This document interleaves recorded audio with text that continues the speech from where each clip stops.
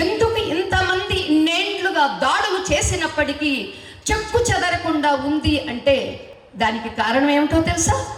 వైదిక ధర్మ ఆచరణ.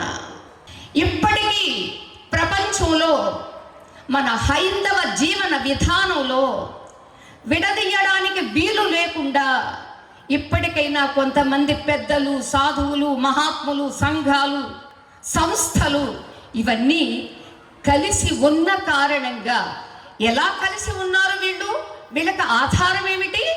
వైదిక ధర్మ ఆచరణ. అంచేత విడదీయలేనటువంటి ఒక ప్రత్యేకత ఉంది హైందవ జాతికి అంటే అది కేవలం వైదిక ధర్మాచరణ మాత్రమే. ప్రీతిపాత్రమైనటువంటి మాసం. ఈ విధంగా ప్రకృతిలో మనందరం కలిసి కులం లేకుండా, ప్రాంతం లేకుండా, లింగభేదం లేకుండా కలిసి ఒక రోజు గడపడం అనేది ఏదైతే హిందూ బంధువులందరూ కూడా ఒక త్రాటి మీదకి రావడానికి ఉపయోగపడుతున్నటువంటి ఒక ఆలోచనే ఈ విధమైనటువంటి ఏర్పాటు రాష్ట్రీయ స్వయం సేవక్ ఆధ్వర్యంలో ఏర్పాటు చేయడం జరిగింది.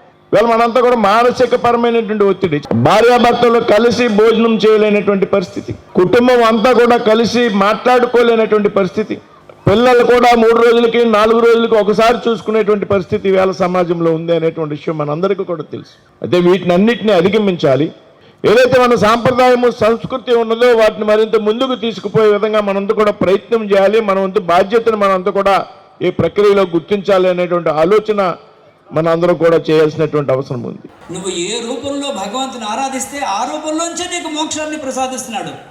భగవంతుని చూసే దృష్టిలో పాశ్చాత్య దేశాల్లో ఉన్న వ్యత్యాసం వల్ల భగవంతుని పేరుతో ఈ భూమండలం మీద అనేక చోట్ల అనేక సంవత్సరాలు అనేక మంది దగ్గర అనేక ప్రదేశాల్లో నరమేధం కొనసాగింది.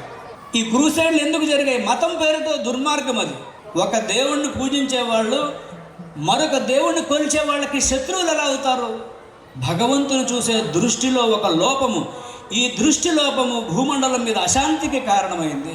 కాబట్టి భగవంతుని చూసే ఒక శ్రేష్టమైన జీవన దృష్టిని భూమండలం మీద ఒక సంస్కృతి అందించిందంటే అది మన హిందూ సంస్కృతి.